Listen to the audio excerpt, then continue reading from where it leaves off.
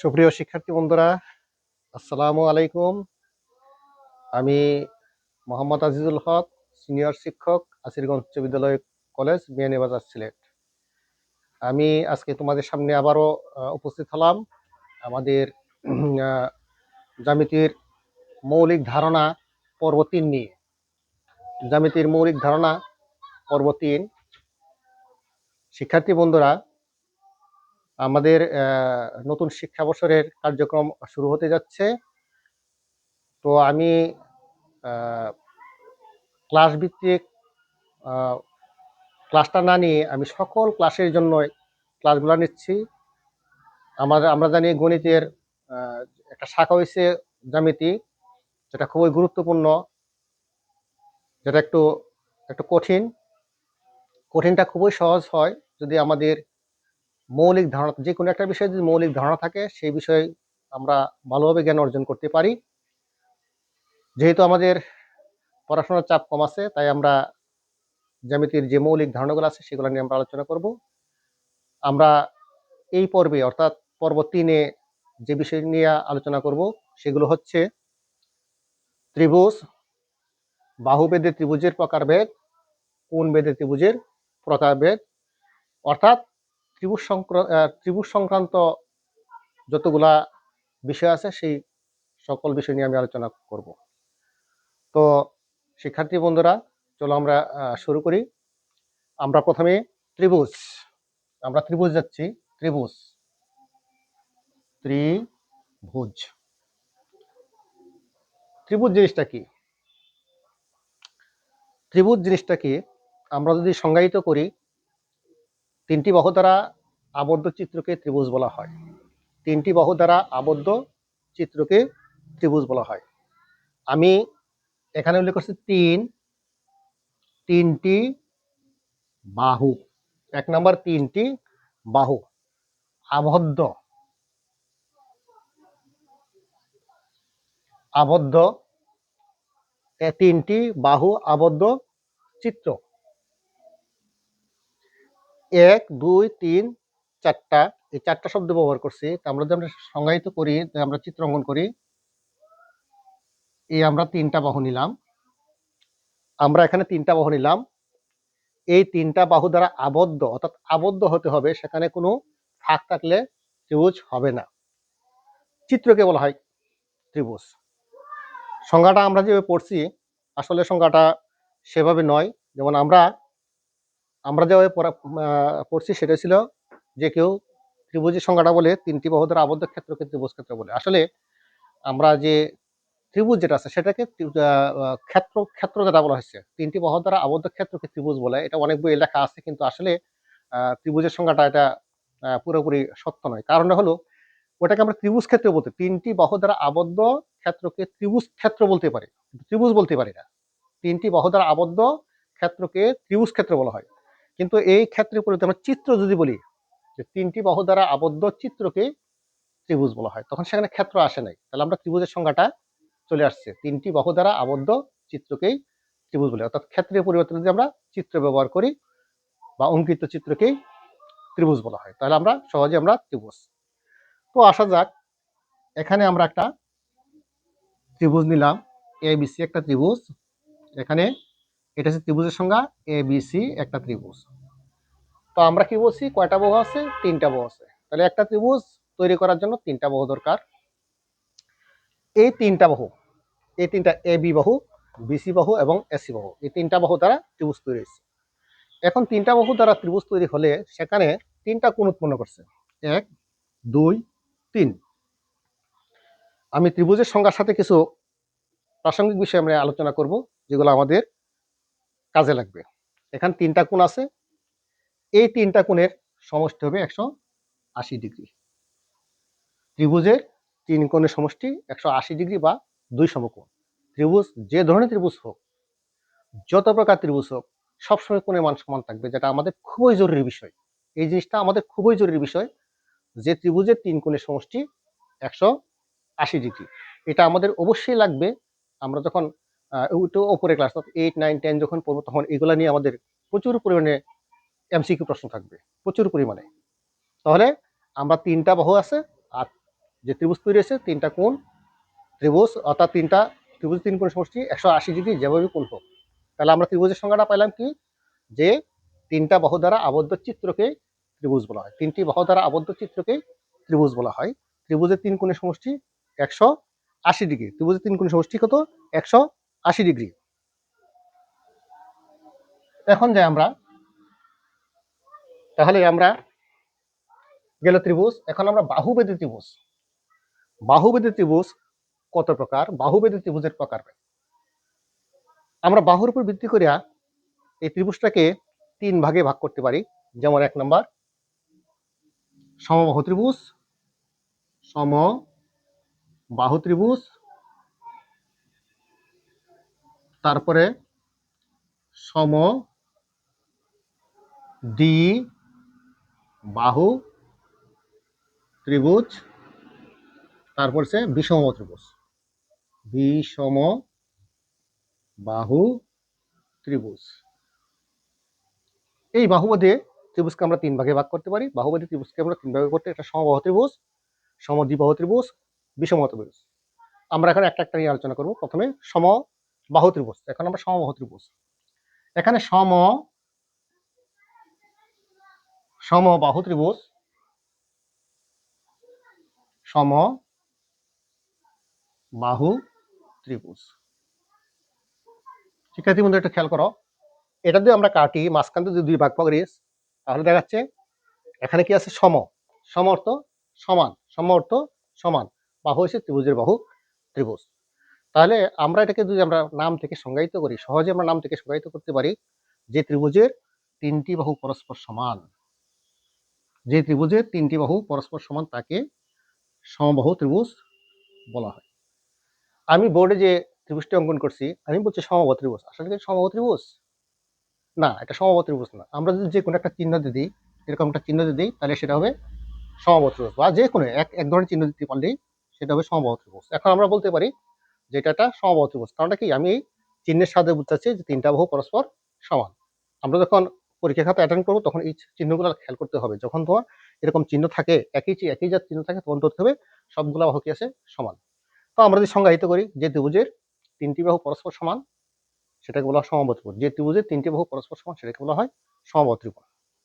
যে ত্রিভুজের তিনটা বাহু পরস্পর সমান সেটাকে বলা হয় সমবাহু ত্রিভুজ। তো আমরা এর আগে তিনটা কোণ বলছিলাম, যে ত্রিভুজের তিনটা কোণ আছে, তিনটা কোণের সমষ্টি কত? 180 ডিগ্রি। যেহেতু তিনটা বাহু পরস্পর সমান, অতএব প্রত্যেকটা কোণও পরস্পর সমান হবে। প্রত্যেকটা কোণও কি হবে? পরস্পর সমান হবে। তাহলে এই সমবাহু ত্রিভুজের প্রত্যেকটা কোণের পরিমাণ কত হবে? এটা আমরা সহজে বের করতে পারি। 180 ভাগ, যেহেতু তিনটা কোণ আছে, 180 ভাগ কত? 3 কত? 60। তাহলে আমরা সেখানে কত? 60 ডিগ্রি। এখানে 60 ডিগ্রি, 60 ডিগ্রি, 60 ডিগ্রি। তাহলে আমরা সহজে বলতে পারি সমবাহু ত্রিভুজের প্রত্যেকটি কোণের পরিমাণ কত? 60 ডিগ্রি। সমবাহু ত্রিভুজের প্রত্যেকটি কোণের পরিমাণ 60 ডিগ্রি। তো আমরা সমবাহু ত্রিভুজ নিয়ে আলোচনা করলাম। এখন আসা যাক আমরা সমদ্বিবাহু ত্রিভুজ। আমরা সমদ্বিবাহু ত্রিভুজ নিয়ে একটু আলোচনা করি। সমদ্বিবাহু ত্রিভুজ, সমদ্বিবাহু ত্রিভুজ, সমদ্বিবাহু ত্রিভুজ। আমাদের নামে দেখে সমদ্বিবাহু 1 2 3 4টে অংশ ভাগ হয়েছে। এখানে আমরা নাম থেকে যদি সংজ্ঞাটা করতে পারি, আমরা সবচেয়ে সহজ পদ্ধতিতে তার নাম থেকে আনসার করা, অর্থাৎ যা প্রশ্ন আছে প্রশ্ন থেকে তার উত্তর পাওয়া যাবে, প্রশ্ন থেকে উত্তর পাওয়া যাবে। এটা হচ্ছে টেকনিক সবচেয়ে বিষয়টা। এই জন্য আমাদের শুধু গণিত না, যে কোনো বিষয়ে পড়তে গেলে প্রশ্নটা খুব ভালো বা মনোযোগ সহকারে বুঝতে হবে। সেটা বুঝতে হবে, তখনই আমাদের উত্তরটা সহজ হবে। সম অর্থ সমান, দ্বি অর্থ দুই, বাহু অর্থ বাহু, ত্রিভুজ। তাহলে সমদ্বিবাহু ত্রিভুজ, সমান দুইটা বাহু থাকবে। তো আমি একটা চিত্র দেখাই। এ বি সি, এই এবিসি একটি সমদ্বিবাহু ত্রিভুজ। আসলে কি সমদ্বিবাহু ত্রিভুজ? না, সমদ্বিবাহু ত্রিভুজ না। আমরা যে কোনো একটা চিহ্ন দিয়ে ব্যবহার করি, যে কোনো একটা চিহ্ন দিয়ে ব্যবহার করি, এখন আমরা বলতে পারি সমদ্বিবাহু ত্রিভুজ। এখন আমরা সহজেই বলতে পারি সেটা সমদ্বিবাহু ত্রিভুজ। কারণ কি? তার এখানে যে চিহ্নটা ব্যবহার করছি, এখানে একই চিহ্ন ব্যবহার করছি। তার মানে এই এ বি বাহু এবং এসি বাহু সমান, এ বি বাহু এবং এসি বাহু সমান, সুতরাং এটা সমদ্বিবাহু ত্রিভুজ। তো আমরা সংজ্ঞায়িত করি যে ত্রিভুজের দুইটা বাহু পরস্পর সমান, যে ত্রিভুজের দুইটা বাহু পরস্পর সমান সেটাকে বলা হয় সমদ্বিবাহু ত্রিভুজ। যে ত্রিভুজের দুইটা বাহু পরস্পর সমান সেটাকে বলা হয় সমদ্বিবাহু ত্রিভুজ।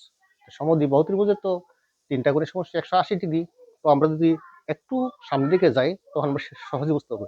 এই সমদ্বিবাহু ত্রিভুজের যে কোনো একটা কোণের মান দেওয়া থাকলে অপর কোণ বের করা সম্ভব। যে কোনো একটা কোণের মান দেওয়া থাকলে অপর কোণের মান দেওয়া সম্ভব। যেমন মনে করো আমি দিলাম এটাকে কত ডিগ্রি, 70 ডিগ্রি। 70 ডিগ্রি হলে কোণ এ ইজিক্যাল টু হোয়াট, কত হবে? এ ইজিক্যাল টু হোয়াট? এখানে এটা হচ্ছে ভূমি, বিশেষ ভূমি। এখানে 70 ডিগ্রি যদি হয়, এখানে যদি 70 ডিগ্রি হয় তাহলে এই কোণটা 70 ডিগ্রি হবে। এটা 70 ডিগ্রি হলে এটাও 70 ডিগ্রি হবে। তাহলে আমরা 70 আর হলো 70 কত হলো 140 ডিগ্রি। ত্রিভুজের তিন কোণের সমষ্টি কত? 180 ডিগ্রি। তাহলে 180 বিয়োগ কত হবে? 140। তাহলে কত আসে? 40 ডিগ্রি। কত আসে? 40 ডিগ্রি। তাহলে এই কোণটা কত হবে? 40 ডিগ্রি হবে। এভাবে আমরা কোণগুলা বের করতে পারি। এগুলো আমরা কোণগুলা বের করতে পারি। এখন যদি আমার একটা 50 ডিগ্রি দেওয়া আছে, মনে করো এখানে 50 ডিগ্রি দেওয়া আছে, কোণ 50 ডিগ্রি দেওয়া আছে, কোণ B is equal to what? কোণ B is equal to what? B is equal to what? এটা কেমনে বের করবো আমরা? B is equal to what? তো এখানে কত দেওয়া আছে? 50 ডিগ্রি। কত দেওয়া আছে? 50 ডিগ্রি। তাহলে আমরা কি বের করবো? 180 ডিগ্রি বিয়োগ হচ্ছে 50 ডিগ্রি, কত? 130 ডিগ্রি। তার মানে কি তা এই বি কোণ এবং সি কোণ কত? 130 ডিগ্রি। এই 130 ডিগ্রি সমান দুই অংশে ভাগ করে দাও, তাহলে কি পাওয়া যাব?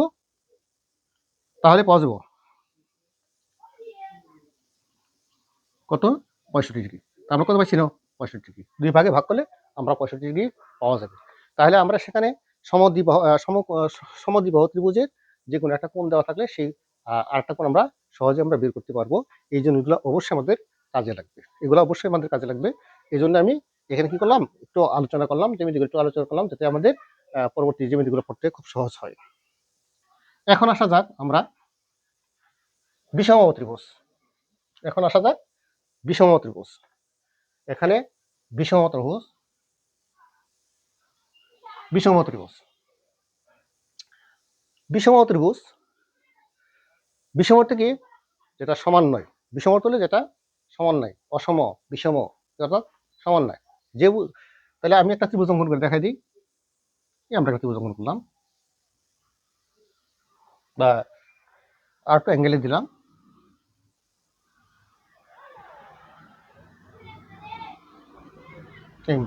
ত্রিভুজ অঙ্কন করলাম।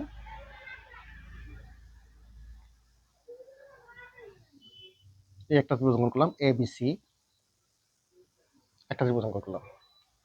তাহলে আমরা সংজ্ঞা দিই, সংজ্ঞাটা যদি আমরা প্রদান করি, যে ত্রিভুজের তিনটি বাহু পরস্পর অসমান সেটাকে বলা হয় বিষমবাহু ত্রিভুজ। যে ত্রিভুজের তিনটি বাহু পরস্পর অসমান সেটাকে বলা হয় বিষমবাহু ত্রিভুজ। তাহলে আমরা সংজ্ঞা থেকে জানতে পারি যে ত্রিভুজের তিনটা বাহু পরস্পর অসমান সেটাকে বলা হয় বিষমবাহু ত্রিভুজ। একটা ত্রিভুজের সাথে আরেকটা ত্রিভুজ মিল নেই।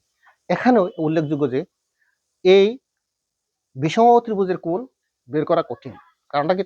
এখানে তিনটা কোণে পরস্পর অসমান, তিনটা কোণে পরস্পর অসমান। সুতরাং আমরা বিষমবাহু ত্রিভুজের কোণটা বের করতে পারবো না। তবে তিন কোণের সমষ্টি 180 ডিগ্রি, এটাই সঠিক। তিন কোণের সমষ্টি 180 ডিগ্রি, এটাই সঠিক। আমি এখানে কোনো চিহ্ন ব্যবহার করি না, এখানে কোনো চিহ্ন ব্যবহার করি নাই, যার কারণে আমরা সেটা বিষমবাহু ত্রিভুজ, সেটা হচ্ছে বিষমবাহু ত্রিভুজ। এখন আসা যাক আমরা কোণ ভেদে ত্রিভুজের প্রকারভেদ। আমরা কোণ ভেদে ত্রিভুজের প্রকারভেদ, ত্রিভুজের কোণ ভেদে ত্রিভুজের প্রকারভেদ। কোণ ভেদে ত্রিভুজের প্রকারভেদ তিন প্রকার আছে। তিন প্রকার: সমকোণী, সমকোণী ত্রিভুজ, সমকোণী ত্রিভুজ, সূক্ষ্মকোণী ত্রিভুজ,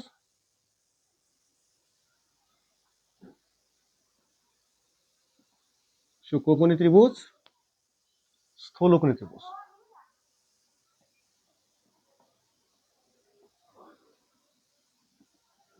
স্থূলকোণী ত্রিভুজ এই তিন প্রকার আছে: সমকোণী ত্রিভুজ, সূক্ষ্মকোণী ত্রিভুজ, স্থূলকোণী ত্রিভুজ। শিক্ষার্থী বন্ধুরা, ইতিপূর্বে আমরা কোণ নিয়ে যে পর্বটা অর্থাৎ পর্ব 2 দেখাইছে কোণ, ওই কোণের সংজ্ঞাগুলো আমাদের মানে স্মরণ থাকে, তাহলে আমরা ওই কোণের সংজ্ঞা থেকে আমরা ত্রিভুজের সংজ্ঞাও বের করা সম্ভব।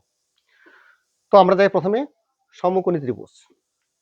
এই সমকোণী ত্রিভুজ, সমকোণী ত্রিভুজ, সমকোণী ত্রিভুজ, সমকোণী কোণী ত্রিভুজ। এখানে আমরা সম দুই ভাগ করি, সমকোণী অর্থাৎ সম অর্থ সমান, কোণী অর্থ কোণ, ত্রিভুজ। তাহলে আমরা এই নাম থেকে যদি আমরা সংজ্ঞায়িত করি, এই নাম থেকে যদি আমরা সংজ্ঞায়িত করি, তাহলে আমরা সহজে আমরা ধরতে পারি যে ত্রিভুজের তিনটা কোণে কি থাকবে তোমার পরস্পর সমান। তিনটা কোণে কি থাকবে পরস্পর সমান, সেটাকে বলা হয় সমকোণী ত্রিভুজ। যে ত্রিভুজের তিনটা কোণে পরস্পর সমান সেটাকে বলা হয় সমকোণী ত্রিভুজ। যেমন আমরা সমবাহু ত্রিভুজ দেখছি, আমরা এর আগে সমবাহু ত্রিভুজ দেখছি, সমবাহু ত্রিভুজ আর সমকোণী ত্রিভুজ প্রায় সমান, একই সমান, কারণ সেখানে তিনটা বাহু সমান হলে তিনটা কোণ সমান। এখানে তিনটা কোণ সমান হলে তিনটা বাহু সমান হবে। তাহলে ত্রিভুজের তিন কোণ সমষ্টি 180°, এটাকে আমরা যদি ভাগ করি কত 60°, 60°, 60°। তাহলে আমরা সহজেই ধরতে পারি যে কোণের পরিমাণ কত, যে ত্রিভুজের প্রত্যেকটা কোণ কি হয় 60°, সেটাকে সমকোণী ত্রিভুজ বলা হয়, অথবা যে ত্রিভুজের প্রত্যেকটা কোণ পরস্পর সমান সেটাকে বলা হয় সমকোণী ত্রিভুজ। আমরা সহজেই সেটা আমরা নির্ণয় করতে পারি। তো আসা যাক এবার সূক্ষ্মকোণী ত্রিভুজ কাকে বলা হয়। সূক্ষ্মকোণী ত্রিভুজ, সূক্ষ্মকোণী ত্রিভুজ আমরা পর্ব 2-এ কোণ নিয়ে আলোচনা করছি। আমরা সাধারণত সমকোণটাকে ধরে বাকি কোণগুলো বের করছি। এক্ষেত্রে আমরা একই রকম একটা ত্রিভুজে যদি কি হয়, অর্থাৎ যে ত্রিভুজের প্রত্যেকটা কোণ কি হয়, প্রত্যেকটা কোণ কি হয় সূক্ষ্মকোণ হয়। যে ত্রিভুজের প্রত্যেকটা কোণ সূক্ষ্ম হয়, বা যে ত্রিভুজের কোণগুলা সূক্ষ্মকোণ সেটাকে বলা হয় সূক্ষ্মকোণ ত্রিভুজ। যে ত্রিভুজের প্রত্যেকটা কোণ কি হয় সূক্ষ্ম হয়, বা যে ত্রিভুজের কোণগুলা কি হয় সূক্ষ্মকোণ হয় সেটাকে বলা হয় সূক্ষ্মকোণ ত্রিভুজ। অথবা আমরা অন্যভাবে বলতে পারি যে ত্রিভুজের প্রত্যেকটা কোণে 90° অপেক্ষা ছোট তাকে বলা হয় সূক্ষ্মকোণ। যে ত্রিভুজের প্রত্যেকটা কোণে 90° অপেক্ষা ছোট সেটাকে বলা হয় সূক্ষ্মকোণ ত্রিভুজ। এখন এখানে আমরা একটু আগে আলোচনা করলাম সমকোণী 60°, 60°, 60° আলোচনা করেছিলাম। তাহলে 60° অবশ্যই 90° চেয়ে কম, 60° 90° চেয়ে কম, সুতরাং এটাকে আমরা সূক্ষ্মকোণী ত্রিভুজ ধরতে পারি, সেটাকে আমরা সূক্ষ্মকোণী ত্রিভুজ ধরতে পারি। তাহলে এখানে যদি আমরা লিখি যে ধরো এখানে 60°, এখানে দিলাম 70°, আর এখানে দিলাম 50°, তাহলে তিনটা যোগ করি তাহলে কত 180° হবে। তিনটা যোগ করি 180° হবে। তাহলে এই ত্রিভুজটা কি হবে সূক্ষ্মকোণী ত্রিভুজ। তাহলে আমরা সহজে সংজ্ঞাটা সূক্ষ্ম অর্থ ছোট, কত ছোট 90° অপেক্ষা ছোট। যে ত্রিভুজের প্রত্যেকটা কোণে 90° অপেক্ষা ছোট সেটাকে বলা হয় সূক্ষ্মকোণী ত্রিভুজ। আবার ওই একই কথা আসতেছে ত্রিভুজের তিন কোণের সমষ্টি কত 180°, ত্রিভুজের তিন কোণের সমষ্টি 180°। এখন আসো আমরা স্থলকোণী ত্রিভুজ নিয়ে আলোচনা করব। স্থলকোণী স্থলকোণী ত্রিভুজ, স্থলকোণী ত্রিভুজ। স্থল স্থল হচ্ছে মোটা। আমি পর্ব 2-এ কোণ নিয়ে আলোচনা করার কথাটা ব্যবহার করেছিলাম যে স্থূল অর্থ হচ্ছে মোটা। কত মোটা 90° অপেক্ষা বড়। অর্থাৎ যে ত্রিভুজের একটা কোণ 90° অপেক্ষা বড় সেটাকে বলা হয় স্থলকোণী ত্রিভুজ। যেমন আমি যদি চিত্র অঙ্কন করি তাহলে এরকম হইতে পারে, একটু বড় এই এ বি সি। তাহলে এই বি কোণটা 90° অপেক্ষা বড়। যে ত্রিভুজের একটা কোণ 90° অপেক্ষা বড় সেটাকে বলা হয় স্থলকোণী ত্রিভুজ। যে ত্রিভুজের একটা কোণ 90° অপেক্ষা বড় সেটাকে বলা হয় স্থলকোণী ত্রিভুজ। তাহলে একটা 90° অপেক্ষা যদি বড় হয় তাহলে অপর দুইটা কোণ হবে কত 90° অপেক্ষা ছোট। অর্থাৎ ধরো কোণ বি যদি 100° হয়, কোণ বি যদি 100° হয় তাহলে এ প্লাস কোণ সি বাকি হবে কত 80°। কারণটা কি ত্রিভুজের তিন কোণ সমষ্টি 180°।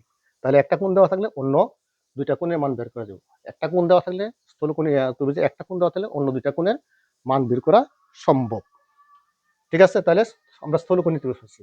তো শিক্ষার্থী বন্ধুরা এখানে আমরা কোণ নিয়ে শুধু সংজ্ঞাটা এবং চিত্রগুলো দেখাচ্ছি। কোণের আবার আছে ক্ষেত্রফল আছে, এগুলো আমরা উপরে ক্লাসে যখন পড়বো, অর্থাৎ আমরা যখন মূল ক্লাসে চলে যাব তখন সেগুলো নিয়ে আমরা বিস্তারিত আলোচনা করব। তো শিক্ষার্থী বন্ধুরা একটু ক্লাসগুলো যদি একটু ভালো করে দেখো, মনোযোগ সহকারে শোনো, তাহলে আশা করি জ্যামিতির যে দুর্বলতা আছে সেটা কাটিয়ে ওঠা সম্ভব। আর আমার জানা মতে আমি জানি গণিতের যে যতগুলো অপশন আছে এর মধ্যে জ্যামিতিটা একটু কঠিন হয় এই কারণে, কারণ আমরা এটার যে এগুলো আছে, ওই খুঁটিনাটি বিষয়গুলো আছে, সেগুলো আমরা কম দেখি। এজন্য আমি সকল ক্লাসের জন্য, শুধু এটা নির্ধারিত ক্লাস না, সকল ক্লাসের জন্য এই আমরা এই পর্বগুলো সাজিয়েছি। আশা করি আর দু একটা পর্ব দেখালে আমাদের জ্যামিতির মৌলিক ধারণা শেষ হয়ে যাবে। পরবর্তীতে তোমাদের জন্য প্রত্যেকটা ক্লাসের জন্য আলাদা আলাদা ক্লাস নেব। তো শিক্ষার্থী বন্ধুরা সবাই ভালো থাকো, সুস্থ থাকো, এই কামনায় আল্লাহ হাফেজ।